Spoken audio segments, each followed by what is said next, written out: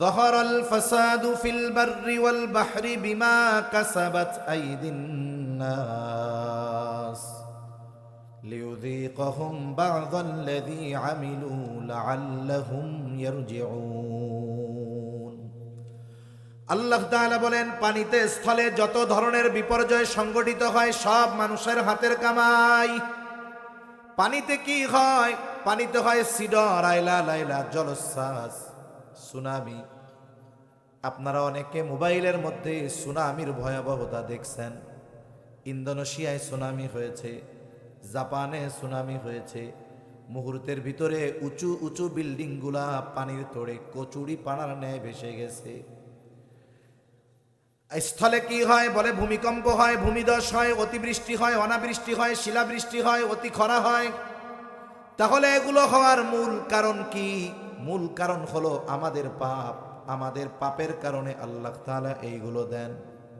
এই ভূমিকম্প হওয়ার মূল কারণ হলো আমাদের পাপ। কারণ এই জমিনের উপরে যখন পাপ সংগঠিত হয়, জমিন স্থির থাকতে পারে না, জমিন অস্থির হয়ে যায়। জমিনে যখন জেনা, ব্যভিচার, পাপাচার সংগঠিত হয়, জমিন আল্লাহ তাআলার কাছে ফরিয়াদ করে বলে, আল্লাহ আপনি আমাকে অনুমতি দেন, আমি পাপীদেরকে আমার পেটের মধ্যে গ্রাস করে নেই। তবে আল্লাহ তাআলা আমাদেরকে সুযোগ দেন। আমাদের পাপের কারণে যেই মুসিবত, যেই বিপদ আল্লাহ দেন, পরিপূর্ণ পাপের শাস্তি আল্লাহ তাআলা দেন না। আল্লাহ তাআলা বলেন, লিউযীকাহুম বা'দাল্লাযী আমিলু। আমরা যেই পাপ করি ওই পাপের খুবই সামান্য অংশের শাস্তি আমাদেরকে দেওয়া হয়। তার মানে আমরা যা পাপ করি তার 1000 ভাগের 1 ভাগের শাস্তিও আল্লাহ দেন না। তাহলে শাস্তি কেন দেন? হয়তো দিয়া ধ্বংস কইরা দিতেন, নাইলে আমাদেরকে সুযোগ দিতেন। অল্প পরিমাণে কেন দেন? এই শাস্তি দেওয়ার উদ্দেশ্যটাও আল্লাহ জানান। আল্লাহ তাআলা বলেন, লিউযীকাহুম বা'দাল্লাযী আমিলু লাআল্লাহুম ইয়ারজিউন। পানিতে বলেন আর স্থলে বলেন, এই শাস্তি দেওয়ার উদ্দেশ্য হলো, আল্লাহ বলেন লাআল্লাহুম ইয়ারজিউন। পাপের কারণে যেহেতু এইগুলা হয়, আল্লাহ শাস্তি দেওয়ার উদ্দেশ্য হলো আমরা যেন পাপ থেকে ফিরে আসি। সুদখোর যেন সুদ থেকে ফিরে আসে, ঘুষখোর যেন ঘুষ থেকে ফিরে আসে, মিথ্যাবাদী যেন মিথ্যা থেকে ফিরে আসে, ব্যভিচারকারী যেন ব্যভিচার থেকে ফিরে আসে, জালেম যেন তার জুলুম থেকে ফিরে আসে। বলেন তো, ভূমিকম্প হয়, জলোচ্ছ্বাস হয়, অতিবৃষ্টি হয়, বন্যা হয়, কিন্তু বলেন তো পাপী যারা তারা পাপ থেকে ফিরে আসে নাকি? আমাদের অবস্থা হলো এইরকম। বলে যা হয় হোক, আমরা ওই লোহার মতো। লোহাকে যখন কামার পিটায়, আগুনে পুড়ায় আর পিটায়, তখন লোহা একটা আওয়াজ করে। আওয়াজটা হলো যেই সেই। আওয়াজটা কি বলেন তো? তার মানে লোহা কেমন যেন কামারকে বলে, কামার আমাকে তুমি আগুনে পিটাইয়া দা বানাইতে পারবা, কুড়াল বানাইতে পারবা, খুন্তা বানাইতে পারবা, কিন্তু আমাকে আগুনে পুড়াইয়া পিটাইয়া স্বর্ণ বানাতে পারবা না। যাই করো না কেন, আমি লোহা আছি যেই সেই। তাহলে অবস্থা কেমন? আল্লাহ তাআলা শাস্তি দেন কেন? বলে পাপের কারণে। উদ্দেশ্য কি? যেন আমরা পাপ থেকে ফিরে আসি। যেহেতু উদ্দেশ্য পাপ থেকে ফিরে আসা, কিন্তু আমাদের অবস্থা লোহার মতো, যেই সেই পাপ থেকে ফিরি না। বলেন তো, আল্লাহ যদি ভবিষ্যতে পাপের কারণে আরো ভূমিকম্প দেয়, তাহলে প্রথমে যেই মাত্রাগুলো হইছে, পাপ যদি অব্যাহত থাকে, শাস্তি যদি আবার আল্লাহ দেন, সামনে পাপের শাস্তির মাত্রা বেশি হবে না কম হবে? 5.7 মাত্রার হয়েছিল গত বছর নভেম্বরে। আমরা যদি আমাদের পরিবর্তন না করি, তাহলে দেখা যাবে সময়ের সাথে সাথে এই ভূমিকম্পের মাত্রা আরো বাড়তে থাকবে, এটা কমবে না। ভূতাত্ত্বিকরা এই কথাই বলে যে পৃথিবীর অভ্যন্তরে বড় শক্তি নিয়ে আছে ভূমিকম্প, যে কোনো সময়ে 7-8 মাত্রার ভূমিকম্প হতে পারে। এটা তো হবে। পাপ বাড়বে, ভূমিকম্পের মাত্রাও বাড়বে। এখন বলতে পারেন, হুজুর আমরা কিছু মানুষ আছি, কিছু মাইকে শুনতেছি, কিছু রেকর্ড হচ্ছে পরে শুনবে, আমরা যদি ভূমিকম্প বা পাপ ছেড়ে দেই তাহলে কি ভূমিকম্প আর হবে না দুনিয়ায় হুজুর? হবে। কারণ পাপের শাস্তির কথা যখন নবীজি সাহাবা একরামকে বলতেছিলেন, সাহাবা একরাম বললেন, ইয়া রাসূলুল্লাহ সাল্লাল্লাহু আলাইহি ওয়াসাল্লাম, আমাদের মধ্যে নেককার মানুষ থাকার পরেও আমরা ধ্বংস হয়ে যাব, আযাব আসবে পাপের কারণে, কিন্তু অনেক তো নেককার মানুষ থাকবে, এই নেককার মানুষ থাকার পরেও আমরা ধ্বংস হয়ে যাব? নবীজি বললেন, হ্যাঁ ধ্বংস হয়ে যাবা। কেন? বলে পাপের আধিক্যের কারণে। দেখা যাবে সমাজে 95% মানুষ পাপাচারে জড়িত, 5% মানুষ ভালো অথবা তার কম।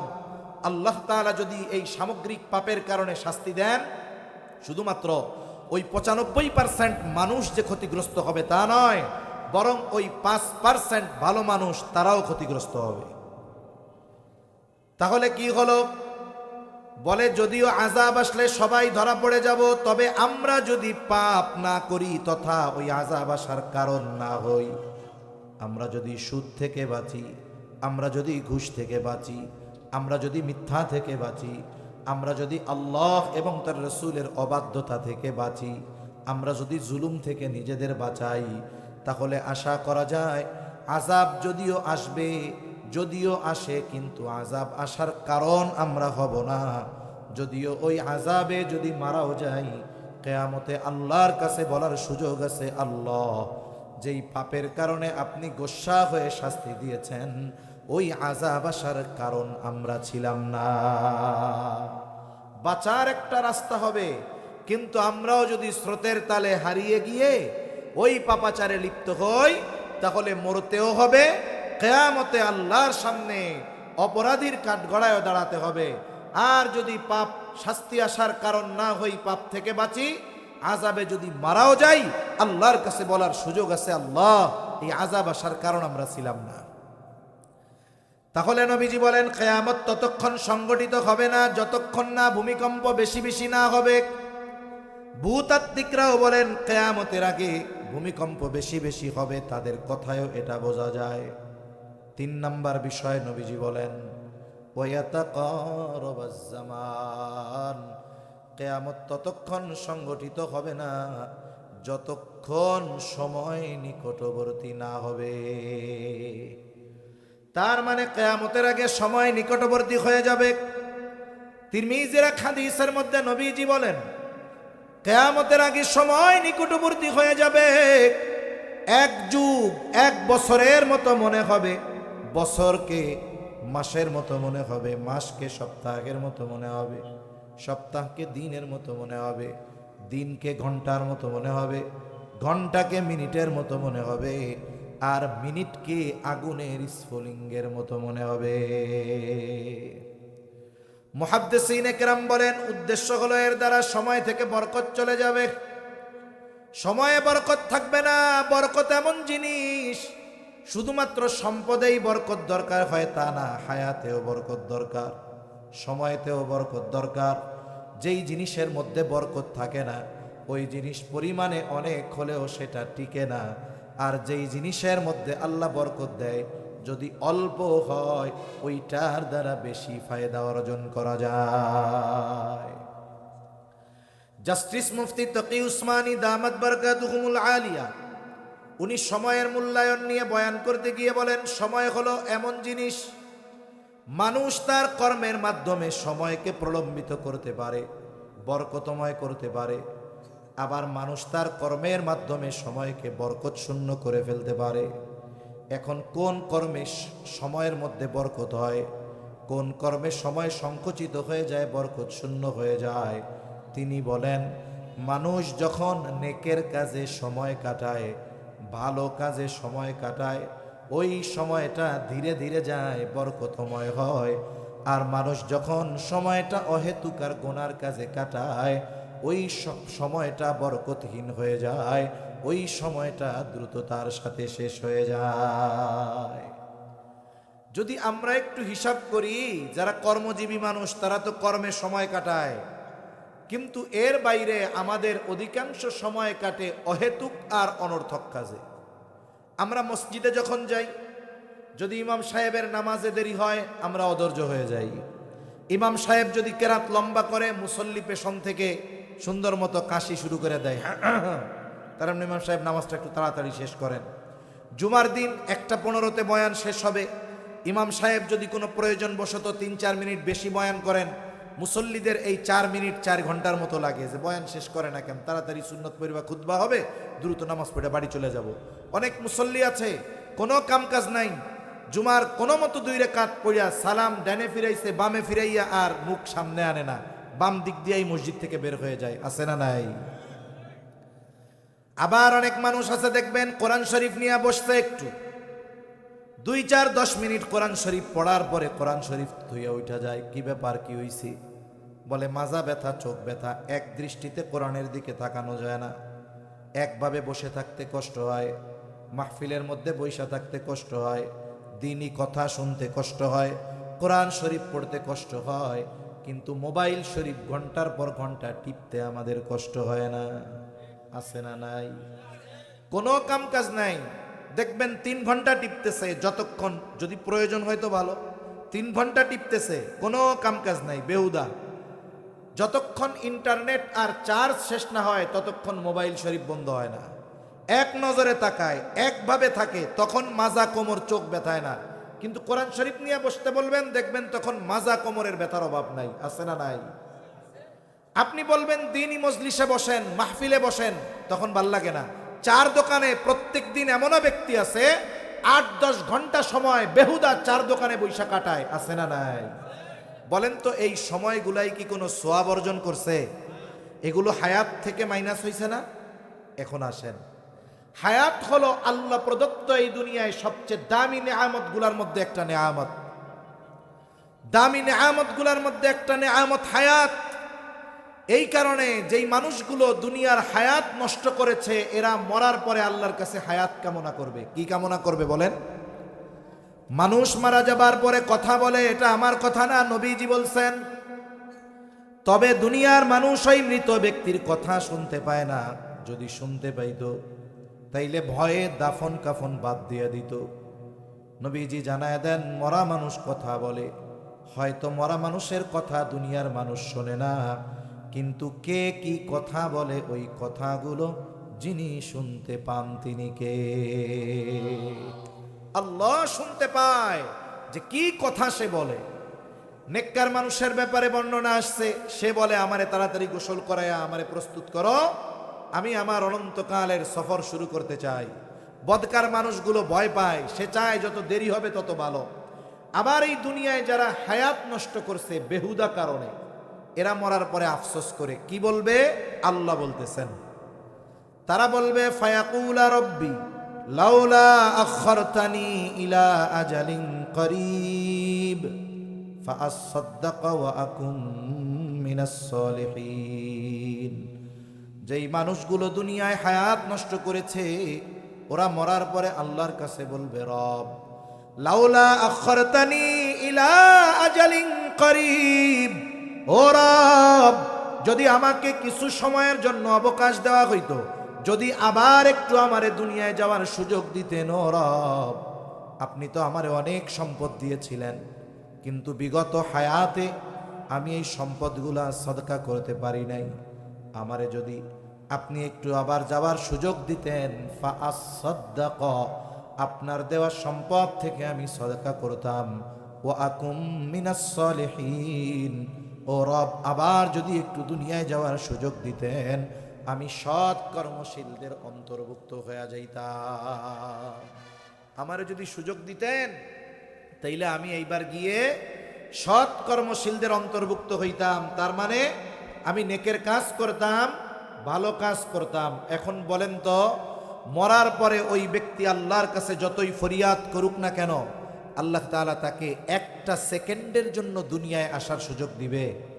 জোরে বলেন না, দিবে? দিবে না।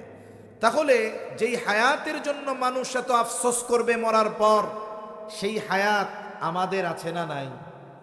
যদি না থাকতো তাইলে তো আর বাঁচতে থাকতে পারতাম না, আছে। এখন প্রশ্ন হলো, এই হায়াত আমি ব্যয় করব কেমনে? এই হায়াত আমি ব্যয় করব কেমনে? কিভাবে ব্যয় করলে বরকত হবে আমার হায়াতে?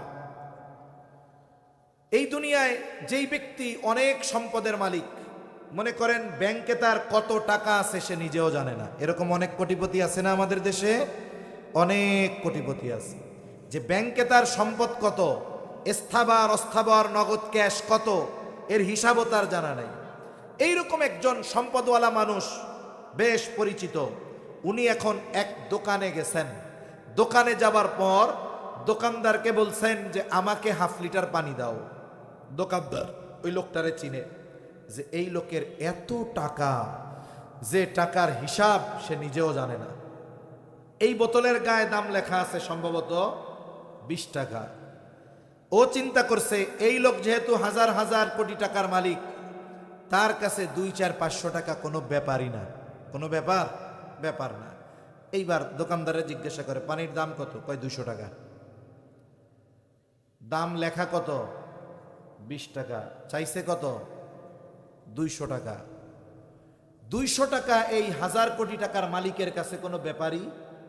আপনার কি মনে হয় উনি হাসি মুখে 200 টাকা দিয়ে এই পানির বোতল কিনে নিবে? হ্যাঁ, উল্টা ধমক দিয়া বলবে, বেটা জালিয়াতির জায়গা পাও না, না দেশটা মগের মূল্য পাইছো, 20 টাকার জিনিস 200 টাকা চাইতেছ, তোমারে তো জেলখানার ভাত খাওয়ানো দরকার। তাহলে কি বোঝা গেল? অগণিত টাকার মালিকও 100টা টাকা বেশি ব্যয় করার আগে সে ভেবেচিন্তে ব্যয় করে। হাজার কোটি টাকার মালিক 20 টাকার পানি 200 টাকা দিয়ে কিনবে না, অথচ ওই হাজার কোটি টাকার মালিক যত সম্পদের মালিক হোক না কেন, ওই সম্পদের চাইতে হায়াতের দাম বেশি না কম? বলেন তো, যদি কারো হায়াত শেষ হয়ে যায়, গোটা পৃথিবীর সব সম্পদ দিয়ে 1টা মিনিট কেনার ক্ষমতা আছে? তাহলে হায়াতের দাম বেশি সম্পদের চাইতে। কোন ব্যক্তির যদি হায়াত শেষ হয়ে যায়, হাজার কোটি টাকা দিয়েও হায়াত কিনতে পারবে না। কিন্তু আল্লাহ যদি কাউকে হায়াত দেয়, সুস্থ রাখে, চাইলে সে এই হায়াতে হাজার কোটি টাকা উপার্জন করতে পারবে।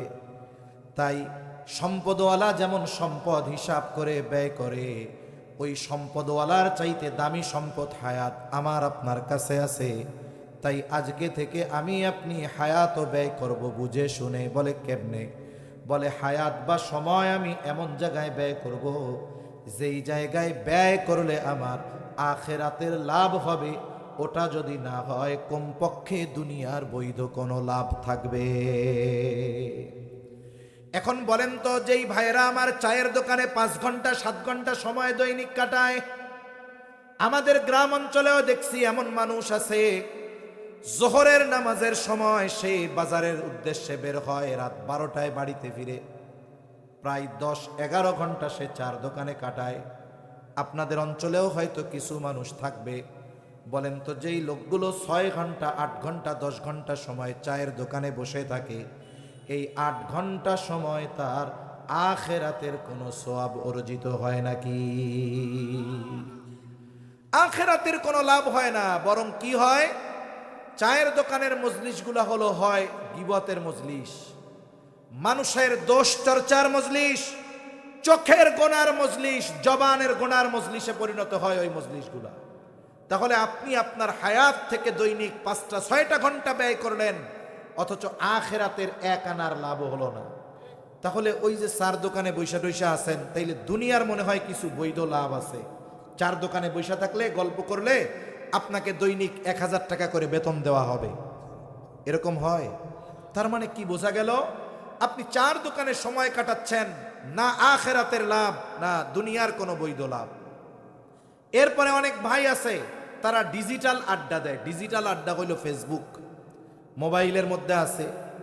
আবার অনেকে মোবাইলে বৈশা বৈশা জুয়া খেলে। এখন তো জুয়া খেলার জন্য একেবারে সশরীরে 3-4 জন থাকার দরকার নাই তো। এখনের যারা মোবাইলে জুয়া খেলে, এরা হলো ইন্টারন্যাশনাল জুয়াখোর। কেন?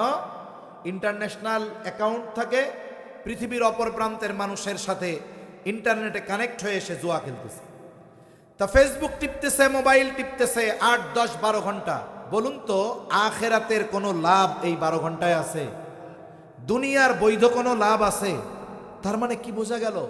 আমি আমার হায়াত ব্যয় করতেছি, আমার আখিরাতের লাভ নাই। হায়াত ব্যয় করতেছি, দুনিয়ার কোনো বৈধ লাভ নাই। যদি লাভ হয়ে থাকে, ওটা বৈধ লাভ নয়, ওটা হারাম। তাহলে একজন মুমিন তার হায়াত ব্যয় করবে আর ওই হায়াতে আখেরাতের লাভ থাকবে না, দুনিয়ার বৈধ লাভ থাকবে না, বলে এমন জায়গায় মুমিন তার সময় ব্যয় করবে না। তাহলে কি হবে দেখবেন, আপনার সময়গুলো কাজে লাগবে। আপনি চিন্তা করবেন যে আমি 1 ঘন্টা সময় যেখানে থাকবো আমার তো আখেরাতের লাভ হতে হবে, নাইলে দুনিয়ার কোনো বৈধ উপার্জন হতে হবে। শুধুমাত্র এই হিসাবটুকু সামনে রেখে যদি আমরা হায়াত ব্যয় করি, ইনশাআল্লাহ আমাদের হায়াতকে বরকতময় করে দিবেন কে? তাহলে নবীজি বলেন কিয়ামতের আগে সময় নিকটবর্তী হবে, সময় থেকে বরকত চলে যাবে। দেখেন এই করোনা শুরু হয়েছিল 2019 সালের শেষ দিকে, অথচ চোখের পলকে 7টা বছর পার হয়ে যাচ্ছে, টেরও পাইতেছি না আমরা। আমাদের হায়াতের শেষ দিকে আস্তে আস্তে অগ্রসর হচ্ছি। আমার হায়াত থেকে শুধু মাইনাস হইতেছে, মাইনাস। অথচ একটু চিন্তা করা দরকার, এই হায়াত কাজে লাগিয়ে আমি কি উপার্জন করলাম। তাই সময় কোথায় দিব? মসজিদে দিব। আপনার হাতে অনেক সময় আছে, আপনি এই দারুস সুন্নাহ, এই হিফজ মাদ্রাসার হিফজখানায় এসে বৈশা কোরআন শুনেন। আপনি পড়তে পারেন না, অসুবিধা কি? এলাকার মানুষ যদি এসে হেফজখানায় হাফেজদের পাশে, ছাত্রদের পাশে বসে কোরআন শুনে, মোহতামিম সাহেব কি বলবে? যে আপনারা সব চলে যান, এদের আপনাদের জন্য আমাদের ছাত্রদের লেখাপড়া হবে না, এটা কি বলবে? বলবে না। বরং কি হবে দেখবেন, হুজুর আরো আপনাদের চাই না খাওয়াইতেছে, যে শুনেন আপনারা আসলে আরো ভালো লাগে। তাহলে সময়গুলো আমরা এইভাবে ব্যয় করব। আল্লাহ আমাদের সময়ের কদর করার তৌফিক দান করেন। 4 নাম্বার, নবীজি সাল্লাল্লাহু আলাইহি ওয়াসাল্লাম বলেন ওয়াতাযহারাল ফিতান, কিয়ামত ততক্ষণ হবে না যতক্ষণ না ফিতনা প্রকাশ পাবে। মুহাদ্দিসিনে কেরাম বলেন এখানে ফিতনা দ্বারা উদ্দেশ্য হলো দাজ্জালের ফিতনা। দাজ্জালের আগমন ঘটবে। নবীজি সাল্লাল্লাহু আলাইহি ওয়াসাল্লাম জানিয়ে দেন দাজ্জালের ফিতনা হলো এই উম্মতের জন্য সবচাইতে বড় ভয়াবহ ফিতনা। দাজ্জালের অনুসারী যারা, এরা দাজ্জাল আগমনের পথকে প্রশস্ত করার জন্য, সহজ করার জন্য তারা তাদের কাজ চালায় যাচ্ছে, কিন্তু আমরা বুঝতেছি না। দাজ্জালের অনুসারী কারা? দাজ্জালের অনুসারী হইল এই ইসরায়েল। এরা মধ্যপ্রাচ্যের বিস্ফোড়া শুধু নয়, গোটা পৃথিবীর বিস্ফোড়া হলো এই ইসরায়েল। আজকে এই ইরান যুদ্ধ দেখতেছেন, যার কারণে গোটা পৃথিবীর অর্থনীতি স্থবির হয়ে যাচ্ছে। তেল এমন এক সম্পদ, আল্লাহ তাআলা মুসলিম বিশ্বের দেশগুলাকে এই কালো সোনা তেল আল্লাহ দান করছিলেন, কিন্তু আফসোস এই আরব শাসকেরা এই জালেমদের ষড়যন্ত্রে পড়ে, ভোগ বিলাসের মোহে পড়ে, বিলাসিতার মোহে পড়ে আজকে শিখবিহীন কারাগারে ওই জালেম ইহুদিদের হাতে তারা বন্দী হয়ে আছে। তাদের চিন্তা চেতনা, তাহজিব, তামাদ্দুন, মগজ সব ইহুদিদের হাতে নিয়ন্ত্রিত, যার কারণে পৃথিবীতে মুসলিম নির্যাতিত হলে ওরা কথা বলে না। গাজায় কি পরিমাণ অত্যাচার ইসরায়েল করতেছে যুক্তরাষ্ট্রের প্রত্যক্ষ মদদে, অথচ দেখুন পাশের আরব দেশগুলো গাজার অবরুদ্ধ মুসলমানদের পাশে দাঁড়ায় নাই, যার ফলশ্রুতিতে ইরানের মিসাইলগুলো তাদের এলাকায় যখন পড়তেছে, গাজার মতো ক্ষতি তাদের হচ্ছে না, প্রাণ তাদের ওই রকম যাচ্ছে না, এরপরেও দেখুন অবস্থা কি, কান্নাকাটি শুরু হয়ে গেছে। একটু অনুধাবন করা দরকার যে দেখো ওই অবরুদ্ধ গাজায় যখন খাবার পৌঁছায় না, পানি পৌঁছায় না, একের পর এক ইসরায়েল ছোট্ট একটি ভূখণ্ডে বিমান হামলা করে মরণাস্ত্র মেরে পুরা গাজাকে ধ্বংসস্তূপে পরিণত করে ফেলেছে। লক্ষ লক্ষ মানুষকে নির্বিচারে হত্যা করেছে, লক্ষ লক্ষ শিশুরা অনাহারে কাটাচ্ছে, চিকিৎসাহীন অবস্থায় লক্ষ লক্ষ মানুষ কাটাচ্ছে। তাদের কষ্টটা একটু অনুধাবন করা দরকার ছিল, ঠিক কিনা বলেন? কিন্তু আফসোস আমরা দেখতে পাই এই অবস্থার পরেও আরব বিশ্বের কিছু কিছু গাদ্দারেরা এখনো ইসরায়েলের পদলেহন করতেছে, তাদের পা চাটাচাটি করতেছে গোলামরা, ঠিক কিনা বলেন? কিন্তু মনে রাখতে হবে সব কিছুর ধ্বংস একদিন হবে ইনশাআল্লাহ। এই ইসরায়েলের টার্গেট কি? ইসরায়েল যখন প্রতিষ্ঠিত হয়েছিল ছোট্ট একটি দেশ ছিল, এর অর্ধেকের বেশি ছিল ফিলিস্তিন, বাকি ইসরায়েলকে জাতীয় সংঘ, তৎকালীন ইউরোপ, আমেরিকা মিলে ওরা ওই জায়গায় বসার সুযোগ দিয়েছে। এটা ছিল তাদের একটা বাহানা। তাদের টার্গেট আমরা কোনো মতে ওই জায়গায় বসতে পারলে এরপরে আস্তে আস্তে দখল দেব। এই দখলদাররা দখল দিতে দিতে দিতে একেবারে ফিলিস্তিনের গড়ে সব দখল দিয়ে নিছে। আরবরা মনে করতেছে যদি ফিলিস্তিন দখল দিয়ে দেয়, ইসরায়েল প্রতিষ্ঠিত হয়ে যায়, তাইলে মনে হয় আমরা নিরাপদ। আসলে বিষয়টা এমন নয়। আপনারা অনেকে দেখে থাকবেন, ইসরায়েলি সেনাবাহিনী, ওদের এইখানে একটা ব্যাজ আছে, যদি না দেখে থাকেন মোবাইল আছে দেখে নেবেন, এখানে একটা মানচিত্র আছে, একটা মানচিত্র, এটা হলো গ্রেটার ইসরায়েলের মানচিত্র। বর্তমান ইহুদিদের তথাকথিত তাওরাতের ধারণা অনুযায়ী এই রাষ্ট্রটা যখন তারা প্রতিষ্ঠা করতে পারবে, ম্যাপ অনুযায়ী গ্রেটার ইসরায়েল প্রতিষ্ঠিত হবে। এটা কত বড়? বলে গোটা ফিলিস্তিন, সিরিয়া, তারপরে মিশর, জর্ডান, লেবানন, এইগুলা সহ সৌদি আরবের বড় একটা অংশ নিয়ে হলো ওদের ধারণা মতে গ্রেটার ইসরায়েল। এইটা ওদের দখল দিতে হবে, এটা ওদের টার্গেট। এটা ওদের টার্গেট যে এটা আমরা দখল দিব, এইখানে আমাদের শাসন হবে, এরপরে দাজ্জাল আসবে। টার্গেট কি? এটা দখল দেওয়ার পরে তারা মসজিদুল আকসা, মূল মসজিদটাকে তারা ভেঙে ফেলবে। বাইতুল মুকাদ্দাস এটা পুরো একটা কম্পাউন্ড, শুধু একটা মসজিদ নয়, এর মধ্যে অনেকগুলা মসজিদ আছে। আমাদেরকে যেটা দেখানো হয়, আমরা যেটাকে বাই আকসা চিনি, এটা হলো ডোম অফ রক। এটা অনেক পরে প্রতিষ্ঠিত। মূল মসজিদে আকসা এক কোনায় ধূসর বর্ণে, একটা সময় আরবের অনেক শাসকরা ওইটাকে স্বর্ণ দিয়ে কারুকার্য করেছিল, কিন্তু দ্বিতীয় বিশ্বযুদ্ধের সময় ফ্রান্স সহ তার সহযোগীরা সব স্বর্ণগুলো নিয়ে গেছে। ইসরায়েল বারবার আক্রমণ করে ওটাকে মোটামুটি ধ্বংসস্তূপে পরিণত করছে। ওদের টার্গেট নিচ থেকে মাটি খুঁড়ে মূল মসজিদে আকসাকে ভেঙে ফেলবে, ওই জায়গায় থার্ড টেম্পল, তৃতীয় একটা উপাসনালয় মন্দির নির্মাণ করবে, ওই মানচিত্র প্রতিষ্ঠা হবে, থার্ড টেম্পল হবে, এরপরে দাজ্জালের আগমন ঘটবে। দাজ্জাল যখন আসবে, তাদের কথা হলো এটা যে গোটা পৃথিবী ইহুদিদের পদতলে থাকবে। এটা হলো তাদের একটা মিশন। কিন্তু তাদের এই তথাকথিত মিশন ইনশাআল্লাহ কশ্চিন কালেও বাস্তবায়ন হবে ইনশাআল্লাহ। এটাই তাদের টার্গেট। আর এই টার্গেটের বর্তমানে সবচেয়ে বড় বাধা ইরান। শুনুন, ইরানের সাথে আমাদের অনেক বড় আকীদাগত পার্থক্য আছে। ইরানের 80% মানুষ হলো শিয়া, যারা সাহাবায়ে কেরামকে বকা দেয়। কিন্তু এইটা আমাদের ঠিক রাখতে হবে, ওই জালেম ইসরায়েলের বিরুদ্ধে যদি একটা কুকুরও আওয়াজ তুলে, আমরা ওই কুকুরের পক্ষ অবলম্বন করব, ঠিক কিনা বলো? এই জন্য মধ্যপ্রাচ্যে পরিপূর্ণ আধিপত্য বিস্তারের সবচাইতে বড় বাধা ইসরায়েলের জন্য হলো ইরান। এখানে ধর্মীয় কারণও আছে, জিওপলিটিক্যাল কারণও আছে, রাজনৈতিক কারণও আছে।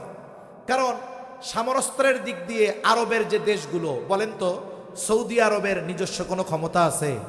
কিচ্ছু নাই, অস্ত্র কিচ্ছু নাই। তাদের প্রোটেকশন কে দেয়? ওরা আমেরিকার পেছনে তাদের নিরাপত্তার জন্য ঘুরতেছে। আমেরিকা সৌদিকে নিরাপত্তা দিবে ততক্ষণ যতক্ষণ ইসরায়েলের স্বার্থ থাকবে। ইসরায়েলের স্বার্থ শেষ, নিরাপত্তা দিবে না। ইউএই, আরব আমিরাত, এদের কোনো ক্ষমতা আছে? অস্ত্র আছে? কিচ্ছু নাই। বাহরাইন কিছু আছে? কিচ্ছু নাই। মিশর নাই, জর্ডান নাই, লেবানন নাই, কিচ্ছু নাই এদের। সিরিয়া নাই, কিচ্ছু নাই। এখন অস্ত্রের দিক দিয়ে শক্তিশালী কারা আছে মধ্যপ্রাচ্যে? একটা দেশ, এটার নাম হলো ইরান। এরা যদি শেষ করে দেওয়া যায়, ওরা শিয়া সুন্নি এটার বিভাজন পরে করবে। ওদের টার্গেট ইরানকে যদি আমি দুর্বল বানিয়ে ফেলতে পারি, তাহলে ওই যে টার্গেট তাদের জর্ডান, মিশর, সৌদি আরবের এই অংশগুলো দখল দেওয়া শুধুমাত্র সময়ের ব্যাপার। এজন্য এই যে যুদ্ধটা চলতেছে, এটা শুধু পৃথিবীতে অর্থনীতির যুদ্ধ নয়, শুধুমাত্র রাজনৈতিক যুদ্ধ নয়, এর পেছনে বড় ধর্মীয় কারণ আছে। এই সবগুলোকে সামনে রেখে এই যুদ্ধটা সংগঠিত হচ্ছে। এখন পর্যন্ত ইসরায়েল চায় না যে ইরানের সাথে যুক্তরাষ্ট্রের কোনো চুক্তি হোক, এই যুদ্ধটা দীর্ঘকালীন সময়ের জন্য বন্ধ হয়ে যাক, এটা ওরা চায় না। কারণ ওরা জানে যে আমরা যদি যুদ্ধ অব্যাহত রাখে ইরানকে শেষ করে দিতে পারি, তাহলে আমার মিশনটা বাস্তবায়ন হবে। মনে রাখবেন, এই পৃথিবীর এই সময়টাতে যা সংগঠিত হচ্ছে সব এই ইসরায়েলের কারণে। আর ইসরায়েল এগুলো করতে চাচ্ছে দাজ্জালের আগমনকে সুপ্রশস্ত করার জন্য। যাই হোক, জিওপলিটিক্যাল অনেক বিষয়, এটা আমাদের বোঝাও কঠিন, বোঝানোও কঠিন। এই দাজ্জালের আগমন হবে, কোনো সন্দেহ নেই। এখন এই দাজ্জালের ফিতনাটা কত ভয়ঙ্কর। নবীজি সাল্লাল্লাহু আলাইহি ওয়াসাল্লাম যখন সাহাবায়ে কেরামকে দাজ্জালের ফিতনার কথা বলেছেন মসজিদে নববীর মধ্যে, দাজ্জালের ফিতনা এতটা ভয়াবহ, এতটা চিন্তিত ভীত হয়ে গেছেন, নবীজি সাল্লাল্লাহু আলাইহি ওয়াসাল্লাম সাহাবায়ে কেরামের এই অবস্থাকে উপলব্ধি করতে পারলেন। তখন তিনি বললেন, তোমরা চিন্তিত হয়ো না, ভীত হয়ো না। আমি দুনিয়ায় থাকা অবস্থায় যদি দাজ্জালের আগমন হয়ে যায়, পেরেশানির কারণ নাই, আমি নিজে হাতে দাজ্জালকে হত্যা করব। সাহাবায়ে কেরাম মৃত্যুর ব্যাপারে পরোয়া করতেন না, মৃত্যুকে তারা ভয় করতেন না, কিন্তু দাজ্জালের ফিতনার ব্যাপারে তারা চিন্তিত ছিলেন, ভীত ছিলেন। আফসোসের ব্যাপার, ১৫০০ বছর আগে তাদের কি চিন্তা, অথচ তাদের ঈমান কত পাওয়ারফুল ছিল। সাহাবায়ে কেরামের ঈমানের উপমা দিয়ে আল্লাহ তাআলা বলেন, আমিনু কামা আমানান নাস, তোমরা ঈমান আনো ওই মানুষেরা যেমন করে ঈমান আনছে, যেমন ঈমান আনছে। এই যে ওই মানুষদের ঈমানের উপমা দিয়েছেন আল্লাহ তাআলা, সাহাবায়ে কেরামের ঈমানের উপমা দিয়েছেন। এজন্য আমাদের দেশে অনেক ভাইয়েরা আছে, সাহাবায়ে কেরামকে দ্বীনের মানদণ্ড মানতে তারা নারাজ, অথচ আল্লাহই তাদের ঈমানের উপমা দিয়েছেন, আমাদেরকে বলছেন তাদের মতো ঈমান আনো। তাই মনে রাখতে হবে, সাহাবায়ে কেরামকে মিয়ারে হক, শরীয়তের মানদণ্ড মানার ইঙ্গিত তো স্বয়ং কোরআনে আল্লাহ দিয়েছেন, ঠিক কিনা বলেন? সেজন্য সাবধান, আমরা সাহাবায়ে কেরামের ব্যাপারে কথা বলার ক্ষেত্রে জবানকে সংযত রাখবো, বুঝে শুনে কথা বলবো। আমরাও মানুষ, তারাও মানুষ, কিন্তু তাদের সাথে তফাত কেমন, এই জমিন থেকে তারকার দূরত্ব যত, তাদের সাথে আমাদের পার্থক্য তার চাইতেও বেশি। এই জন্য সাহাবায়ে কেরামের ব্যাপারে এমন কোনো কথা বলবো না যাতে বেয়াদবি প্রকাশ হয়ে যায়। আল্লাহ আমাদের বুঝবার তৌফিক দান করেন। তাই দাজ্জালের ফিতনার ব্যাপারে নবীজিও চিন্তিত, উম্মতের প্রতি নবীজি বড় রহমদিল। তাই নবীজি সাল্লাল্লাহু আলাইহি ওয়াসাল্লাম আমাদেরকে আমল শিখিয়ে দিয়েছেন। নবীজি বলেন, যেই ব্যক্তি জুমার দিন সূরা কাহাফ তিলাওয়াত করবে, আল্লাহ তাআলা ওই ব্যক্তিকে দাজ্জালের ফিতনা থেকে হেফাজত করবে। হতে পারে সূরা কাহাফ বড় একটা সূরা, অনেকে হয়তো গোটা হায়াতে এই পরিমাণ কোরআন পড়ে নাই, তাদের জন্য শর্ট কোর্স আছে। কি কোর্স বলেন? Short course. ঘুম আসতেছে? কেন ঘুম আসে না? আপনাদের তো ঘুম আসার কথা, আপনারা রাত্রে জাগি, আমাদের ঘুমের ঠিক নাই, আপনাদের তো ঘুম আসার কথা। একটা তাকবীর দেন, নারায়ে তাকবীর, আরো জোরে নারায়ে তাকবীর। আর অল্প সময়, কথা আমার শেষের দিকে।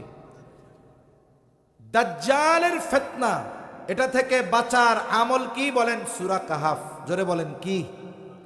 জুমার দিন সূরা কাহাফ। এখন সূরা কাহাফ প্রায় 12-13 পৃষ্ঠার একটা সূরা, লম্বা সূরা। দেখা যাবে অনেকে গোটা হায়াতে এই পরিমাণ কোরআন পড়ে নাই, তাদের জন্য আছে শর্ট কোর্স। কি কোর্স বলেন? নবীজি বলেন, যারা সূরা কাহাফের প্রথম 10 আয়াত মুখস্থ করবে, নবীজি সাল্লাল্লাহু আলাইহি ওয়াসাল্লাম জানায় দেন, আল্লাহ তাআলা তাদেরকে দাজ্জালের ফিতনা থেকে হেফাজত করবে। মাত্র 10টা আয়াত, 1 পৃষ্ঠাও না। আপনি বলতে পারেন, হুজুর কোরআন তো পড়তে পারি না, কেমনে পড়বো? এই আধুনিক জামানায় এই বাহানা দেওয়ার সুযোগ নাই। আপনাদের আমাদের প্রত্যেকের কাছেই মোবাইল আছে, এটা বাটন ফোন হোক আর টাচ ফোন হোক, প্রত্যেকটা ফোনেই অডিও রেকর্ডিং থাকে। আপনি মাদ্রাসার মুহতামিম সাহেবের কাছে যান, অথবা যে কোনো একটা ছাত্ররে ডাক দিয়া একটু চা খাওয়াইয়া বলেন, তুমি তো হাফেজ সাহেব, তুমি আমার একটু সূরা কাহাফের প্রথম 10টা আয়াত একটু রেকর্ডিং করে দাও। আপনি তার থেকে 10টা আয়াত রেকর্ডিং করে নিলেন। চার দোকানে আড্ডা না দিয়া বারবার যদি ওই 10টা আয়াত আমি আপনি শুনি, একটা ব্যক্তি যত বয়স্ক হোক না কেন, 1 সপ্তাহ লাগুক আর 1 মাস লাগুক, বলেন তো একটা সময় ওই 10টা আয়াত তার মুখস্থ হবে কি হবে না? একটা মাস যদি দৈনিক 50 বার শুনেন, মুখস্থ না হয়ে যাবে কোথায়? কিন্তু সুযোগ আছে, আমাদের ইচ্ছা নাই। সুযোগ আছে, ইচ্ছা নাই। তাই এই জামানা এমন এক জামানা, দাজ্জাল হঠাৎ করে আসবে না, দাজ্জাল আসার আগেও বড় বড় ফিতনা আসবে। আর ধর্মীয় যে কোনো ফিতনা এটা খুব সূরতে আসে, তার মানে কি? উপরে ফিটফাট, ভেতরে সদরঘাট। এখন আমরা তো এই উপরের চাকচিক্যময় অবস্থা দেখেই ওইটাকে বলবো যে এটা তো খুব ভালো কাজ, এটা তো খুব ভালো জিনিস, কিন্তু ভেতরে তো ঈমান হরণের জিনিস আছে, এটা বুঝবো কেমনে? তাই বুজুর্গানে দিন বলেন, যেই ব্যক্তি সূরা কাহাফের আমল একনিষ্ঠতার সাথে ধারাবাহিকভাবে করবে, ফিতনা যেই সূরাতেই তার সামনে আসুক না কেন, আল্লাহ তাআলা তার হৃদয়ের চোখ খুলে দিবে। ও বুঝতে পারবে যে এইটা খুব সূরাতে হলেও এর মধ্যে আছে ঈমান বিধ্বংসী বিষয়। তার মানে দাজ্জাল আসার আগে যত ফিতনা আসবে, সূরা কাহাফের আমলকারীকে আল্লাহ তাআলা সূরা কাহাফের আমলের বদৌলতে ওই ফিতনা থেকে হেফাজত করবে ইনশাআল্লাহ। তাই শুনুন, এই হায়াত যদি ভালোভাবে কাটাতে চাই, ফিতনা মুক্ত কাটাতে চাই, দ্বীনের উপরে কাটাতে চাই, সূরা কাহাফের এই আমলটা আমরা আমাদের জীবনের জন্য ওই রকম জরুরি বানাবো যেই রকম জরুরি বেঁচে থাকার জন্য শ্বাস প্রশ্বাস। 5 মিনিট যদি আমার শ্বাস প্রশ্বাস বন্ধ হয়ে যায়, বাঁচার উপায় আছে? ফিতনা থেকে বাঁচার জন্য সূরা কাহাফের ওই আমলটা আমরা এরকম বানায় নিব। প্রত্যেক ঘরে ঘরে এই আমলটা আমরা জরুরি বানাবো কোন ইনশাআল্লাহ। 5 নাম্বার, নবীজি সাল্লাল্লাহু আলাইহি ওয়াসাল্লাম বলেন, ওয়াতাকসুরাল হারজ, কিয়ামতের আগে হত্যাকাণ্ড বাড়বে। তার মানে যতক্ষণ হারজ না বাড়বে কিয়ামত ততক্ষণ পর্যন্ত হবে না। হারজ হলো হত্যাকাণ্ড। সাহাবা একরাম নবীজিকে জিজ্ঞাসা করলেন, ইয়া রাসূলুল্লাহ, আমরা তো প্রতি বছর যুদ্ধের ময়দানে হাজার হাজার মুশরিকদের হত্যা করি, এটাও কি হারজ? নবীজি বলেন, না, এটা হারজ নয়, বরং হারজ কি? বলে প্রতিবেশীকে হত্যা করবে, চাচা ভাতিজাকে হত্যা করবে। তার মানে হারজ হলো এমন হত্যাকাণ্ড যেটা কাফের কর্তৃক মুসলমানদের সাথে, মুসলমান কর্তৃক কাফেরদের সাথে সংগঠিত হবে এমন নয়, বরং হারজ হলো এমন হত্যাকাণ্ড যেটা মুসলমানদের নিজেদের মধ্যে সংগঠিত হবে।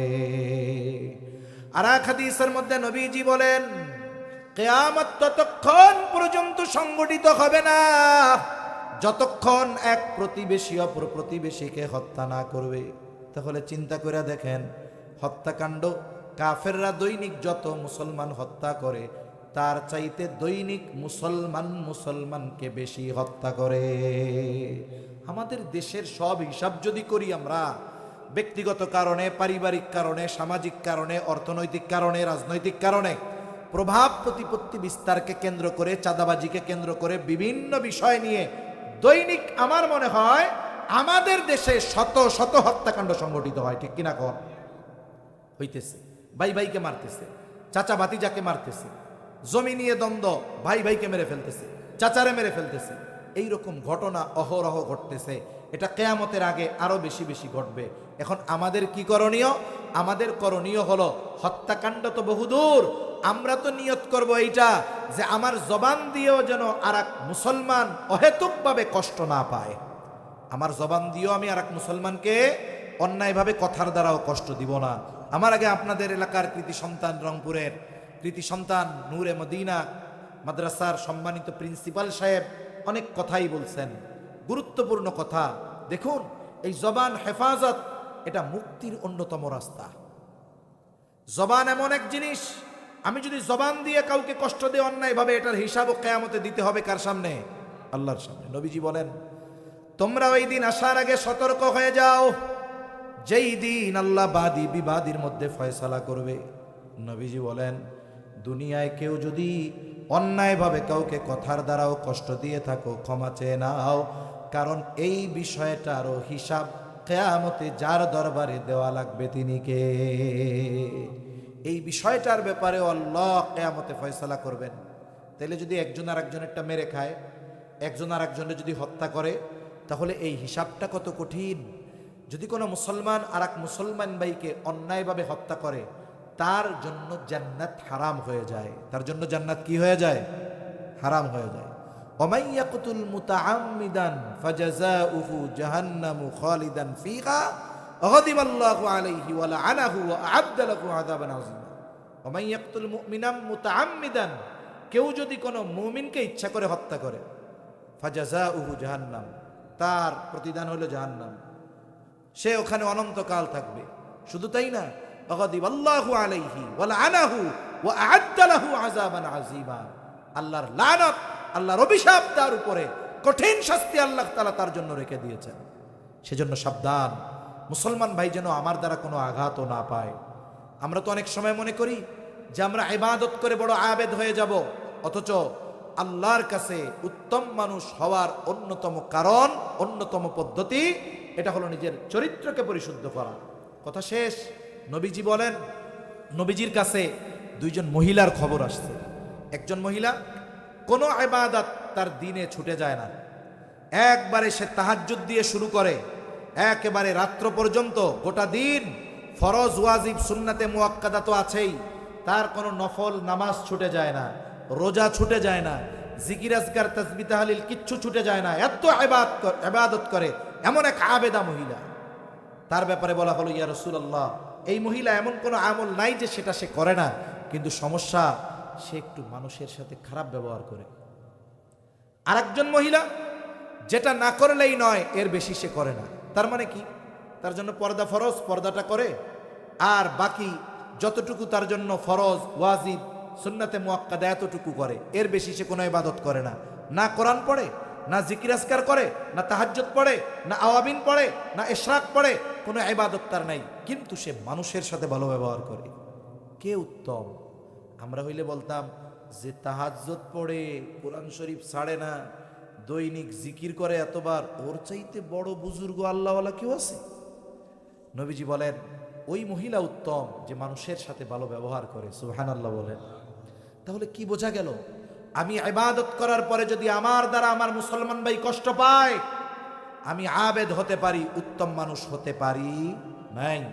আর যদি আমি তার কাছে ক্ষমা না চাই, সে যদি আমাকে ক্ষমা না করে, তাহলে এই কথার দ্বারা যে কষ্ট দিলাম অন্যায়ভাবে, এই হিসাবটাও কিয়ামতের ময়দানে হবে। তাই সাবধান, আমরা আমার মুসলমান ভাইকে রাজনৈতিক কারণে, জাগতিক কোনো কারণে আমি আমার কোনো মুসলমান ভাইকে আঘাত করা তো বহুদূর, হত্যা তো বহুদূর, আমি আমার কোনো মুসলমান ভাইকে কথার দ্বারাও কষ্ট দিব না কোন, ইনশাআল্লাহ। এই জবানটা যদি আমরা হেফাজত করতে পারতাম, সমাজে সংগঠিত 80% অপরাধ মুহূর্তের ভিতরে বন্ধ হয়ে যেত, দ্বন্দ্ব মুহূর্তের মধ্যে চলে যাইত। এই জন্য মনে রাখতে হবে, এই জবান হলো এমন এক জিনিস, এটার দ্বারা জান্নাতের গ্যারান্টি পাওয়া যায়। জবান এমন জিনিস যেটা প্রকৃত মুসলমান হওয়ার জন্য দরকার। তাই নবীজি বলেন, আল মুসলিমু মান সালিমাল মুসলিমুনা মিন লিসানিহি ওয়া ইয়াদিহি।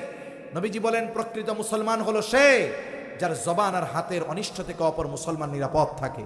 নবীজি বলেন নাই যে তাহাজ্জুদ ছাড়ে না সে পাক্কা মুসলমান, যে আওয়াবিন ইশরাক ছাড়ে না সে পাক্কা মুসলমান।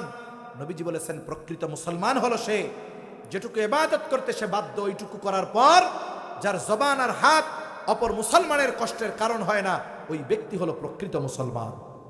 শুধু তাই না, আর এক হাদিসে নবীজি কি বলেন? তোমরা দুটো জিনিস হেফাজতের গ্যারান্টি দাও, আমি তোমাদের জান্নাতের গ্যারান্টি দিব। একটা হলো উভয় চোয়ালের এই মধ্যবর্তী যেই গোশতের টুকরা জিহ্বা, এটা হেফাজতের গ্যারান্টি দাও, জান্নাতের গ্যারান্টি দিব। উভয় উরুর মধ্যবর্তী লজ্জাস্থান হেফাজতের গ্যারান্টি দাও, আমি তোমাদের জান্নাতের গ্যারান্টি দিব।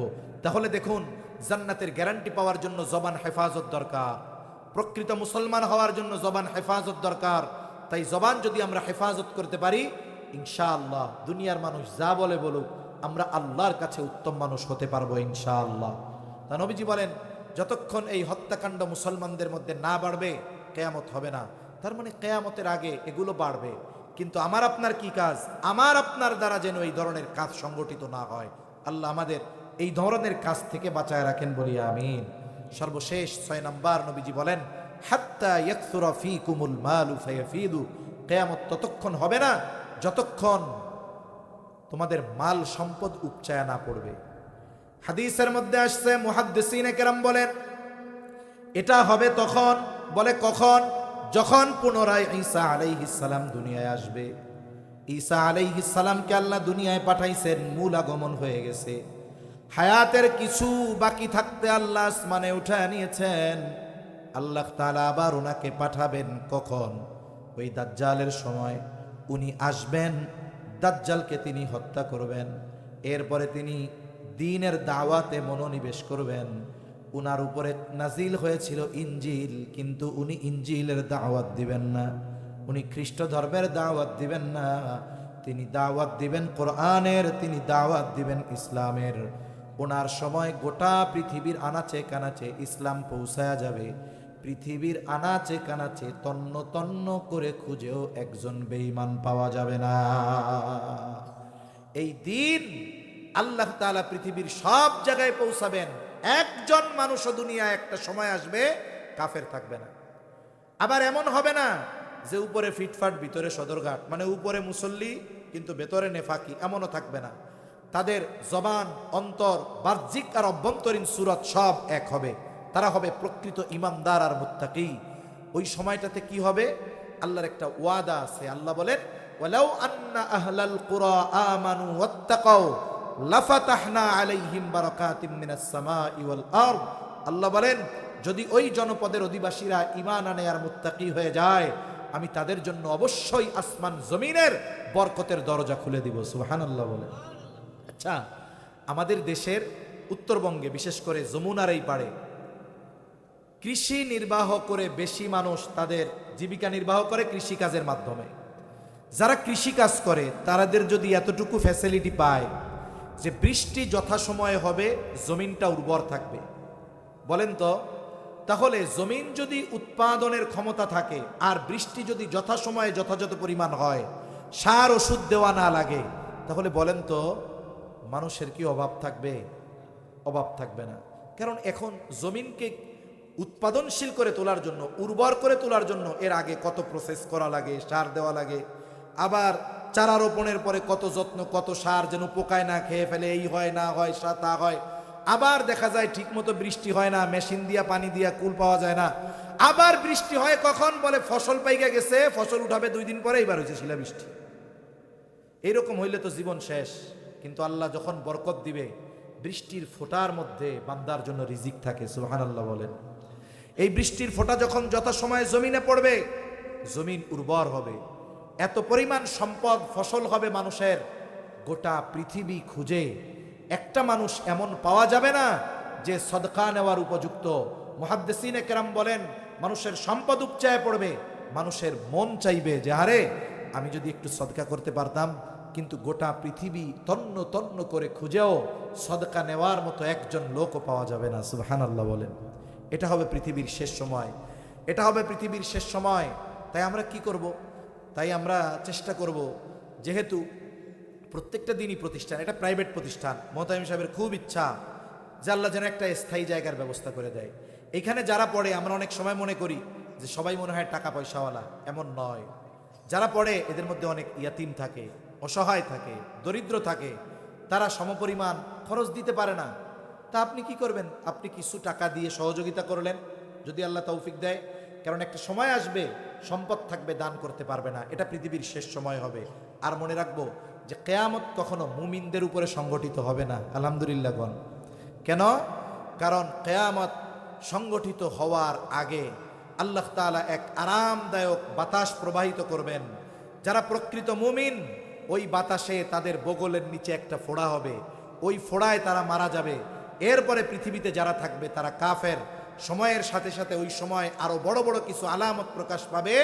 একটা সময় ইসরাফিল আলাইহিস সালামের সিংগায় ফুৎকারের মাধ্যমে এই পৃথিবী থেকে মানব সভ্যতার ইতি ঘটবে, পৃথিবী ধ্বংস হয়ে যাবে। তা সম্মানিত উপস্থিতি, আমরা অনেক সময় কিয়ামতের চিন্তায় নামাজ পড়ার সুযোগ পাই না, এটা সমীচীন নয়।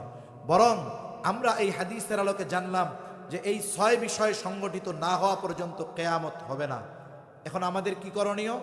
আমাদের করণীয় হলো নিজেদের ঈমানকে মজবুত করা, নিজেদের আমলকে পরিশুদ্ধ করা, সর্বদা দ্বীনের জন্য লড়াই করার জন্য প্রস্তুত থাকা। আমরা যদি এইভাবে নিজেদেরকে তৈরি রাখতে পারি, ফিতনা আসবে ইনশাআল্লাহ, ওই ফিতনা প্রতিহত করার মতো ঈমান যদি আমার থাকে, দাজ্জাল যদি চলেই আসে আমাকে হত্যা করে ফেলবে, কিন্তু আমার ঈমান সে কিনতে পারবে না। ঠিক কিনা বলেন? তা না হলে আমাদের অবস্থা কি হবে? মুহাদ্দিসিনে কেরাম বলেন, অনেক নামাজি, অনেক তাহাজ্জুদ গুজারি, রিজিকের সংকীর্ণতা যখন আসবে, দুর্ভিক্ষ যখন আসবে, অভাব যখন আসবে, সন্তান ক্ষুধায় পাশে কাতরাবে, দাজ্জাল তার সামনে শস্য ভাণ্ডার খাবার নিয়ে হাজির হবে, কিন্তু শর্ত দিবে যে আমাকে খোদা বলে স্বীকার করো। ওই ক্ষুধার তীব্রতায় কপালে কাফের লেখা থাকার পরেও ওই ক্ষুধার কাছে হেরে যাবে। কেন? কারণ ওই সময় তার ঈমানি শক্তির চাইতে ক্ষুধা বেশি প্রভাব লাভ করবে, এই জন্য সে হেরে যাবে, সে বেঈমান হবে। ওই সময়টাতে হিকমতের দোহাই দেওয়ার সুযোগ থাকবে না। ওই সময় প্রকাশ্যে যেটা করবে সেটাই দার্তব্য হবে। আবার অনেক পাক্কা ইমানদার দাজ্জাল আসবে, তাকে জান্নাত দেখাবে, জান্নাত দেখাবে, শস্য ভাণ্ডার দেখাবে, যে ঈমান আনো, খাবার দিব, জান্নাত পাইবা। কিন্তু ও বুঝবে এটা তো কাফের। তার ঈমানি পাওয়ার এমন হবে, সন্তান পাশে ক্ষুধার তীব্রতায় মারা যাবে, সে ঈমানের উপরে অটল অবিচল থাকবে। সে ক্ষুধার তীব্রতায় কষ্ট করবে, সে দাজ্জালের উপরে ঈমান আনবে না। দাজ্জাল মানুষকে ভয় দেওয়ার জন্য বলবে, দেখ ও আমার উপরে ঈমান আনে নাই, ওরে মাইরা ফেলা জাহান্নামে দিব, ওকে হত্যা করবে, জাহান্নামে ফালাবে, দাজ্জালের জাহান্নাম। নবীজি বলেন ওইটা দাজ্জালের জাহান্নাম, কিন্তু ওইটা প্রকৃতপক্ষে জান্নাত। সুবহানাল্লাহ বলেন। এই কঠিন ফিতনা আসবে, তাই আমরা নিজেদেরকে প্রস্তুত করব। আমরা মসজিদমুখী হব, আমরা দ্বীনমুখী হব, আমরা মাদ্রাসামুখী হব। কারণ এই মসজিদ, মাদ্রাসা, এই দ্বীন আমাদেরকে এই দাজ্জালের ফিতনা সহ এর আগে যত ফিতনা আছে, এই ফিতনাগুলো চেনার ক্ষেত্রে সবচাইতে বড় সহায়ক হবে। আল্লাহ সুবহানাহু ওয়া তাআলা আমাদের সবাইকে কথাগুলো বুঝবার তৌফিক দান করেন। আমাদের ঈমান আমলকে মজবুত আর পরিশুদ্ধ করার তৌফিক আল্লাহ দান করেন। সকলে বলি আমিন। ওয়া আখিরু দাওয়ানা আনিল হামদুলিল্লাহি রাব্বিল আলামিন। আসসালামু আলাইকুম ওয়া রাহমাতুল্লাহি ওয়া বারাকাতুহু। আল্লাহ তাআলার নির্দেশে ইসরাফিল আলাইহিস সালাম সিংহায় ফুৎকার দিবেন। পরিস্থিতিটা কি হবে? আল্লাহ তাআলা বলেন, ফাসাইকা মান ফিস সামাওয়াতি ওয়া মান ফিল আরদ ইল্লা মান শাআল্লাহ। আল্লাহ তাআলার নির্দেশে ইসরাফিল আলাইহিস সালাম সিংহায় ফুৎকার দিবেন। প্রথমবার সিংহায় ফুৎকারের পরে আসমান আর জমিনের মাঝে যত প্রাণী আছে, যত প্রাণ আছে, আল্লাহ তাআলা যেগুলো চান সেগুলো ছাড়া সকল প্রাণী, সকল প্রাণ অজ্ঞান হয়ে যাবে। তাফসীরের মধ্যে আসছে, প্রথমে অজ্ঞান হবে, এরপরে মৃত্যু ঘটবে। এর দ্বারাই মূলত কিয়ামতের সূচনা হবে। এই ঘটনাটা ঘটবে, পৃথিবী ধ্বংস হবে। তবে এটা কখন হবে, এই কিয়ামত সংগঠিত কখন হবে, এই সুনির্দিষ্ট সময়টা দুনিয়ার কেউ জানে না। অনেক সময় বিভিন্ন বিজ্ঞানী আমাদেরকে এই কথাগুলো বলে যে অমুক দিন পৃথিবী ধ্বংস হয়ে যাবে। সম্ভবত 2000 সালের মে মাসে পৃথিবীর একজন বিখ্যাত বিজ্ঞানী স্টিফেন হকিংস দুনিয়া থেকে মারা গেছে কিছুদিন আগে।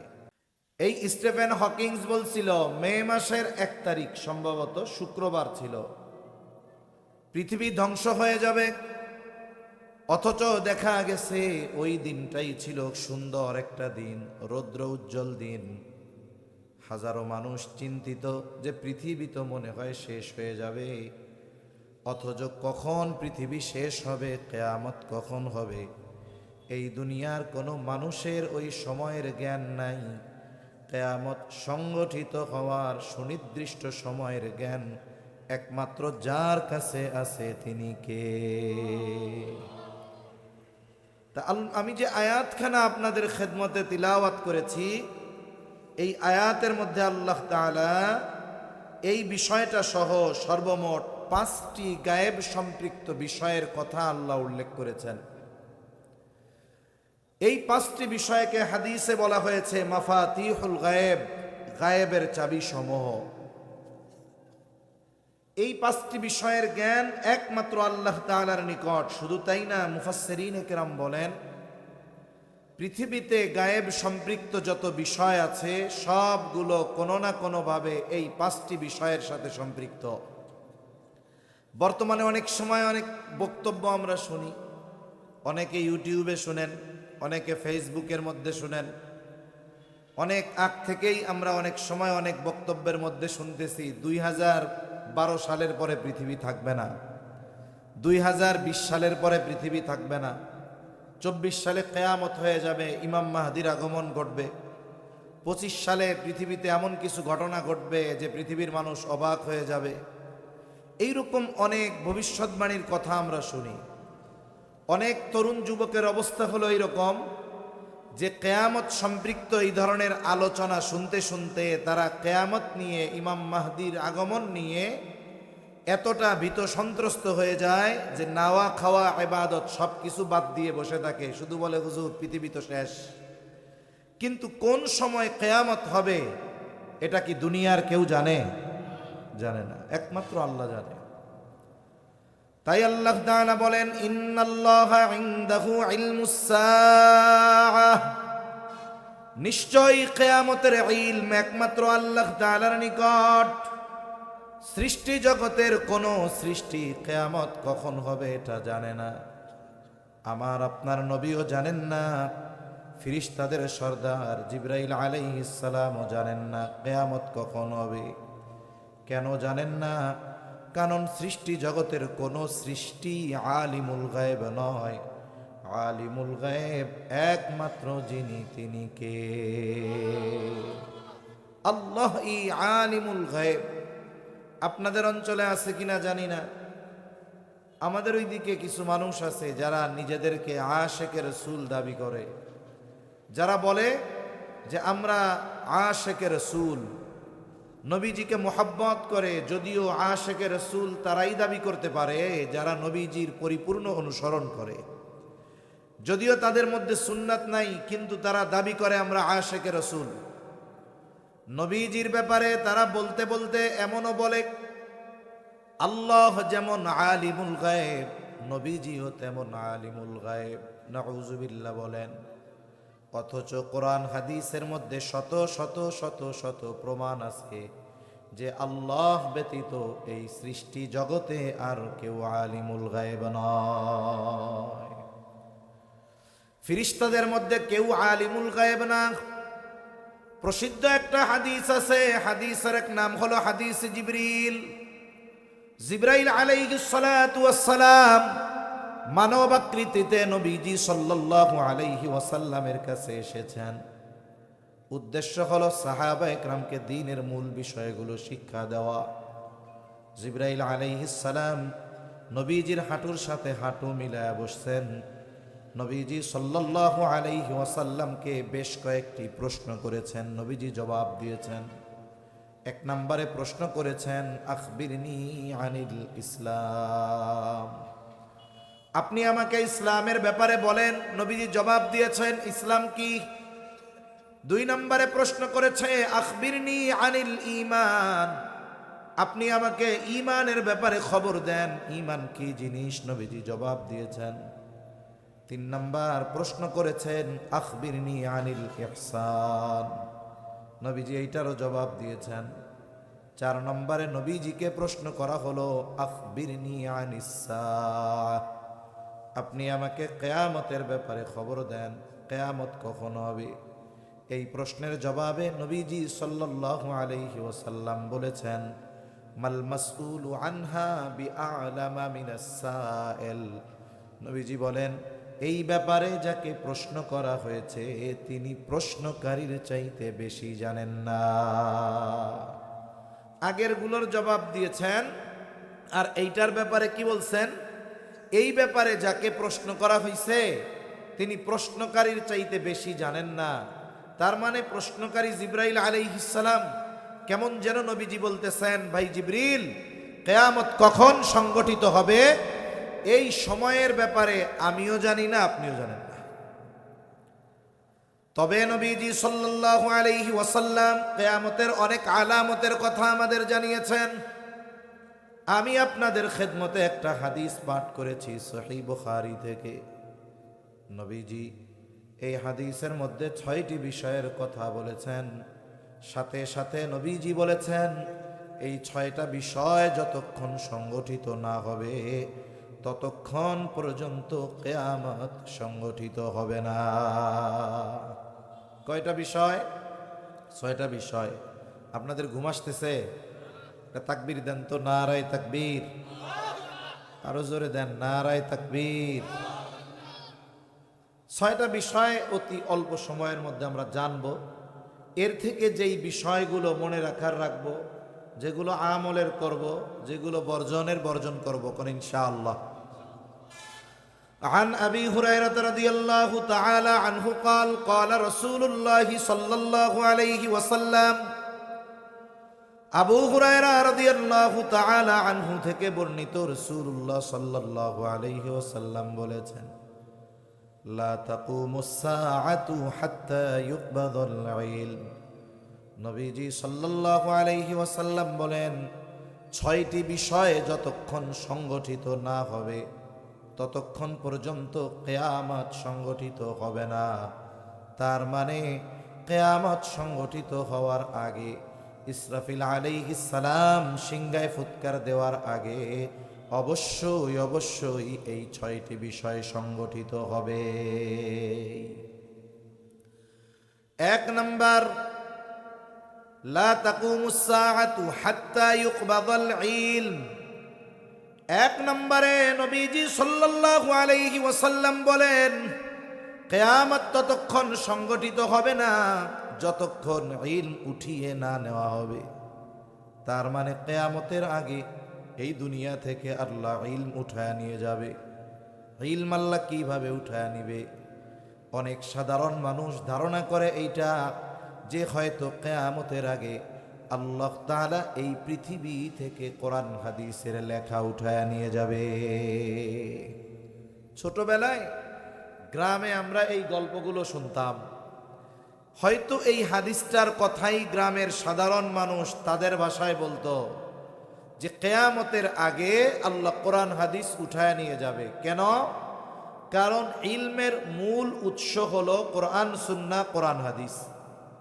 মূল উৎস এইটা, বাকি যা আছে এইগুলার আলোকেই সব।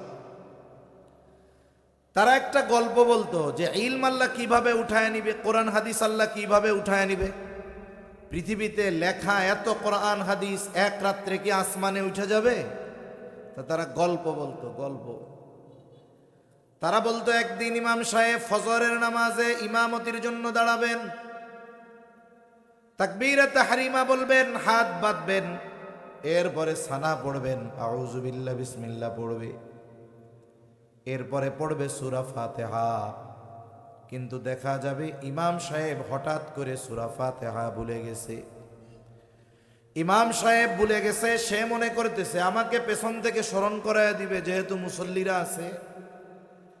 কিন্তু অবস্থা এমন, ইমাম সাহেব যেমন সূরা ফাতিহা ভুলে গেছেন, মুসল্লিরাও সূরা ফাতিহা ভুলে গেছে। দীর্ঘ সময় অপেক্ষা করবার পর ইমাম সাহেব নামাজ ছেড়ে দিয়ে মসজিদের তাক থেকে কোরআন হাতে নিবেন। উদ্দেশ্য হলো সূরা ফাতিহাটা একটু নজর দিবেন। কিন্তু যখন কোরআনুল কারীম খুলবে তিনি দেখবেন কোরআনের পাতার মধ্যে কোনো লেখা নাই, সব পাতাগুলো সাদা কাগজে পরিণত হয়ে গেছে। গ্রামের মানুষেরা বলতো যে সারা পৃথিবীর কোরআন হাদিসের লেখা উঠে যাবে, সাথে সাথে এই দুনিয়ায় যারা হাফেজ ছিল, আলেম ছিল, এরা সব এক রাত্রিতে ভুলে যাবে। এইভাবে আল্লাহ কোরআন হাদিস উঠায় নিবে। কিন্তু বাস্তবতা এটা নয়, বরং কোরআন লেখায় থাকবে, হাদিস লেখা থাকবে। যারা মনে করে যে কোরআন হাদিস আল্লাহ তাআলা এই দুনিয়াতে এই কাগজের পাতায় লেখার মাধ্যমে হেফাজত করেন, বিষয়টা এমন নয়। বরং আল্লাহ তাআলা কোরআন হাদিস হেফাজত করেন আলেমদের মাধ্যমে। এই যে আজকে কতজন ছাত্র মাদ্রাসার 2 বছরের মাথায় হাফেজে কোরআন হয়েছে, এদের এক একজনের এক একটা সিনা, এক একটা কোরআন লৌহে মাহফুজে পরিণত হয়ে গেছে। এদের দ্বারা একটা সময় কোরআন হেফাজতের দায়িত্ব হবে। এই যে আমাদের পাশে বাংলাদেশের রংপুরের সহ বাংলাদেশের প্রসিদ্ধ এক মাদ্রাসার মুহতামিম হযরত বসে আছেন, এনাদের মাধ্যমে ইলমের হেফাজত হচ্ছে। বিশ্বব্যাপী উলামা ইকরামের মাধ্যমে আল্লাহ তাআলা ইলমের হেফাজত করতেছেন। এজন্য যারা মনে করে যে কোরআন আর হাদিস যদি দুনিয়া থেকে নিশ্চিহ্ন করে দেওয়া যায় তাহলে মনে হয় দুনিয়া থেকে ইলম ধ্বংস হয়ে যাবে, এমনটা নয়। তাহলে আল্লাহ তাআলা ইলম কিভাবে উঠায় নেবেন? আর এক হাদিসের মধ্যে নবীজি সাল্লাল্লাহু আলাইহি ওয়াসাল্লাম বলেন, ইন্নাল্লাহা লা ইয়াকবিদুল ইলমা ইনতিজাআন ইয়ানতাজিউহু মিনান নাস। নবীজি বলেন, নিশ্চয়ই আল্লাহ মানুষের অন্তর থেকে একত্রে ইলম উঠায় নিবেন না, এমনটা হবে না যে গোটা পৃথিবীর হাফেজরা এক রাত্রিতে কোরআন ভুলে যাবে, এমনটাও হবে না মুহাদ্দিস সাহেবরা হাদিস ভুলে যাবে, এমনটাও হবে না মুফতি সাহেবরা মাসলা মাসাইল ভুলে যাবে, এমনটাও হবে না গোটা পৃথিবীর কোরআন হাদিসের লেখা এক রাত্রিতে উঠে যাবে। তাহলে আল্লাহ ইলম কিভাবে উঠায় নিবে? নবীজি সাল্লাল্লাহু আলাইহি ওয়াসাল্লাম বলেন, ওয়ালাকিন ইয়াকবিদুল ইলমা বিকবজিল উলামা, বরং আল্লাহ আলেমদেরকে উঠিয়ে নেওয়ার মাধ্যমে ইলম উঠায় নিয়ে যাবে। কোরআন হাদিস লেখা থাকবে, কিন্তু কোরআন হাদিস বোঝানোর মতো আলেম দুনিয়ায় থাকবে না। সমকালীন সময়ে কাছাকাছি সময়ে যেই সমস্ত ওলামা হযরত দুনিয়া থেকে চলে গেছেন, ওনরা দুনিয়া থেকে গেছেন, ওনার দায়িত্বের জায়গায় অন্য ব্যক্তি দায়িত্ব নিয়েছে, কিন্তু ওই ব্যক্তি চলে যাওয়ার যেই ক্ষতি সেটা পূরণ হয় নাই। তার মানে যারা চলে গেছেন তাদের অবস্থান হলো এই জায়গায়, যারা আছেন তাদের অবস্থান এই জায়গায়। এখন যারা আছে এনারাও একদিন চলে যাবে, এনাদের পরের মানুষের অবস্থানগুলো হবে এই জায়গায়। সময়ের সাথে সাথে বিষয়টা কমতে থাকবে, এক সময় অবস্থানটা শূন্যের কোটায় পৌঁছায়া যাবে। নবীজি বলেন, মানুষেরা তখন জাহেলদেরকে ধর্মীয় নেতা হিসাবে গ্রহণ করবে, তাদের কাছে ফতোয়া জিজ্ঞাসা করবে, তারাও ফতোয়া প্রদান করবে। নবীজি বলেন, ফতোয়া জিজ্ঞাসাকারী আর ফতোয়া প্রদানকারী উভয়ে পথভ্রষ্ট হয়ে যাবে। তাহলে এক নাম্বার বিষয়, কিয়ামতের আগে আল্লাহ ইলম উঠায় নিবেন। ইলমের হেফাজত কোরআন হাদিসের মাধ্যমে নয়, বরং ইলমের হেফাজত আল্লাহ করবেন আলেমদের মাধ্যমে। এখন আমাদের করণীয় কি? বলে আমাদের এক নাম্বার করণীয় হলো যেই সমস্ত উলামা একরাম দুনিয়ায় বেঁচে আছেন তাদের জন্য নেক দোয়া করা। 2 নাম্বার, আলেম তৈরির কারখানাগুলো হলো মাদ্রাসা। কারণ এই মাদ্রাসা থাকবে, কোরআনের চর্চা হবে, হাদিসের চর্চা হবে, আলেম বের হবে, ইলমের হেফাজত হবে, আর ওই আলেমদের কল্যাণে আল্লাহ তাআলা আমাদের থেকে কিয়ামতকে দূরে সরায় রাখবে। তাই অনেক সময় আমরা মাদ্রাসা উলামা একরামকে আমাদের প্রতিপক্ষ মনে করি। প্রতিপক্ষ আমরা মনে করি আমাদের অজ্ঞতার কারণে, কিন্তু এই হাদিসের দ্বারা এটাই বোঝা যায় যে এই দুনিয়ার নিজাম ঠিক থাকার পেছনে, পূর্ব দিক দিয়ে সূর্য প্রতিদিন উঠতেছে, পশ্চিমে ডুবতেছে, এই ধারাবাহিকতার পেছনে, পৃথিবীর নিজাম ঠিক থাকার পেছনে আলেমদের অবদান আছে, এই মাদ্রাসার ছাত্রগুলোর অবদান আছে। যারা ভোর রাত্রিতে উঠে কোরআন তিলাওয়াত করে আর আমরা নাক ডেকে ঘুমাই, ওদের তিলাওয়াতের বরকতে, ওদের তিলাওয়াতের কারণে আল্লাহ সুবহানাহু ওয়া তাআলা আমাদের কর্মে বেজার হওয়ার পরেও ওদের কারণে বড় আযাব দিয়ে আমাদের ধ্বংস করে দেয় না। এজন্য আমাদের কি উচিত? আমাদের তো উচিত ছিল প্রত্যেকটি সন্তানকে দ্বীন শিক্ষা দেওয়া, নিজেদেরও শেখা। যদি এতটুকু সম্ভব নাই হয়, কমপক্ষে যারা শুনতেছেন এতটুকু দৃঢ় প্রতিজ্ঞাবদ্ধ হন যে আমাদের জন্য প্রত্যেকটা ঘরে এক একজন এমন আলেম থাকে যারা ইলমের হেফাজতকারী হবে, এমন এক একজন আলেম যেন আমরা তৈরি করতে পারি। কারণ একটা ঘরে যদি একজন আলেম থাকে, ওই আলেমের ইলমের নূরের প্রভাবে ওই ঘরের মানুষের আচার আচরণের মধ্যে পরিবর্তন দেখা যায়। যদি কোনো বড় নেতার সন্তান হাফেজ হয়, আলেম হয়, যতই প্রভাবশালী হোক না কেন, সন্তান আলেম, এর প্রভাব বাবার উপরে পড়ে। তাই দেখা যায় ওই নেতার আচরণের মধ্যে শালীনতা থাকে, ওই নেতা উলামা একরামকে মুহাব্বত করে, ওই সম্পদওয়ালা দ্বীনকে মুহাব্বত করে। বলে এই যে আচরণের মধ্যে নমনীয়তা, ভদ্রতা, এটা হলো ঘরে একজন আলেম থাকার প্রভাব। একজন আলেম এক একটা ঘরে অন্ধকার দূর করার মতো। এক রুমের অন্ধকার দূর করার জন্য 100টা বাতি লাগে না। এক রুমে যদি 10 জন লোক থাকে, ওই 10 জনের অন্ধকার দূর করার জন্য একটা লাইট যথেষ্ট হয়, ঠিক কিনা বলেন? একটা ঘর থেকে, একটা পরিবার থেকে শিরকের অন্ধকার, কুফুরের অন্ধকার, বেদআতের অন্ধকার, জাহালাতের অন্ধকার দূর করার জন্য একজন মুহাক্কিক আলেম যথেষ্ট হতে পারে। এজন্য আমাদের মিশন এটা হওয়া দরকার যে আমার সন্তানগুলোকে আমি দ্বীন শেখানোর জন্য এই যে দারুস সুন্নাহ, হিফজ মডেল মাদ্রাসার মতো মাদ্রাসাগুলোই দিয়ে হাফেজ বানাবো, এরপরে আমি পারলে আলেম বানাবো। যদি আলেম না বানাতে পারি, কিছু দিন শেখার পরে তাকে জাগতিক লাইনেও যদি দেই, এই কোরআনের বরকত, ইলমের ওই বরকত আমার আপনার ঘরের মধ্যে পরিলক্ষিত হবে ইনশাআল্লাহ। 2 নাম্বার, নবীজি সাল্লাল্লাহু আলাইহি ওয়াসাল্লাম বলেন, ওয়াতাকসুরাজ জালাজিলু, কিয়ামত ততক্ষণ সংগঠিত হবে না যতক্ষণ না জালজালা, ভূমিকম্প বেশি বেশি না হবে। ভূমিকম্প কেন হয়? ভূতত্ত্ববিদরা বলেন এই 21 শতাব্দীতে পৃথিবীতে ভূমিকম্পের মাত্রা বাড়ছে। সময়ের সাথে সাথে সামনে আরো বড় বড় ভূমিকম্প হবে। এখন এই ভূমিকম্প হওয়ার কারণটা কি? যদি ভূতাত্ত্বিকদেরকে জিজ্ঞাসা করা হয় কেন ভূমিকম্প হয়, ভূমিকম্পের কারণ কি, ওরা আমাদেরকে বলবে টেকটনিক প্লেটের নড়াচড়ার কারণে ভূমিকম্প হয়। কারণ এই পৃথিবী আমরা একসাথে সংযুক্ত নয়। পৃথিবীর এই জমিন বিভিন্ন বড় বড় খণ্ডে বিভক্ত। অনেক সময় এই বিভক্তিটা উপর থেকে পরিলক্ষিত হয় না, বোঝা যায় না। ভূতাত্ত্বিকরা বলেন এই বিষয়টা জমিনের ভূগর্ভের মধ্যে বড় বড় ফাটল থাকে। এই বিশাল এক একটা খণ্ডকে এক একটা প্লেট বলা হয়। যেমন আমরা আছি ইন্ডিয়ান প্লেটের মধ্যে, আমাদের পাশে ইউরেশিয়া প্লেট, তার পাশে আছে বার্মা প্লেট। বলে এই ভূমিকম্প হওয়ার কারণ হলো এই টেকটনিক প্লেটগুলোর নড়াচড়া। এগুলা নড়ে চড়ে, যার কারণে ভূমিকম্প হয়। ভূতাত্ত্বিকরা বলেন পৃথিবীতে দৈনিক 50,000-এর উপরে ভূমিকম্প হয়। তবে এই ভূমিকম্পের মাত্রা মৃদু, হালকা হওয়ার কারণে দুনিয়ার মানুষ এটা অনুভব করতে পারে না। তবে যখন মাত্রাটা একটু বেশি হয়, কম্পনটা একটু বেশি হয়, দুনিয়ার মানুষ তো অনুভব করে, অনেক ক্ষতি হয়, মানুষেরা আতঙ্কিত হয়ে যায়। তা আমরা যদি ভূতাত্ত্বিকদের জিজ্ঞাসা করি ভূমিকম্প হয় কেন, ওরা বলবে টেকটনিক প্লেটের নড়াচড়ার কারণে।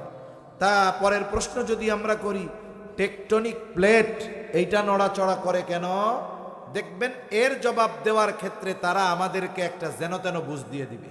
কি বলবে? বলবে উত্তর মেরুর বরফ জমতেছে, পৃথিবীর জলবায়ুর পরিবর্তন হচ্ছে, যার কারণে ভূমিকম্পের সংখ্যা বাড়তেছে। এরকম একটা বুঝ আমাদের দিয়ে দিবে। ভূমিকম্প হলো জমিনে সংগঠিত একটি বিপর্যয়, একটি মুসিবত, একটি বালা কিংবা একটা আযাব। আর এই আযাব, বিপর্যয়, মুসিবত আসার কারণ কোরআন হাদিসের মধ্যে আল্লাহ এবং তার রাসূল উল্লেখ করেছেন। হাদিসের মধ্যে ভূমিকম্প হওয়ার অনেক কারণ নবীজি জানিয়েছেন। আল্লাহ তাআলা কোরআনুল কারীমে ভূমিকম্প হওয়ার মূল কারণ জানিয়েছেন। তাহলে ভূতাত্ত্বিকরা যা বলে বলুক না কেন, ভূমিকম্প হওয়ার মূল কারণ আমরা জানবো আল্লাহর থেকে। কার থেকে? জোরে বলেন। আল্লাহর কাছ থেকে জানবো। আল্লাহ তাআলা কি বলেন, এই বিপর্যয় বা এই মুসিবত, এই আযাব আসার কারণটা কি, আমরা একটু কোরআন থেকে জানি।